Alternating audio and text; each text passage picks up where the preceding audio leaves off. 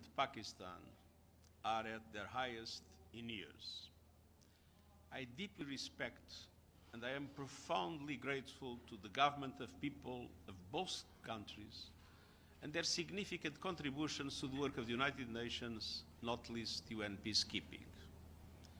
And so it pains me to see relations reaching a boiling point.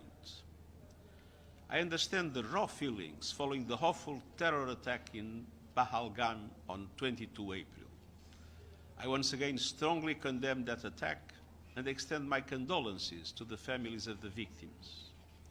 Targeting civilians is unacceptable, and those responsible must be brought to justice through credible lawful means. It is also essential, especially at this critical hour, to avoid a military confrontation that could easily spin out of control. Now is the time for maximum restraint and stepping back from the brink. That has been my message in my ongoing outreach with both countries. Make no mistake, a military solution is no solution. And I offer my good offices to both governments in the service of peace. The United Nations stands ready to support any initiative that promotes de-escalation, diplomacy, and the renewed commitment to peace. Thank you.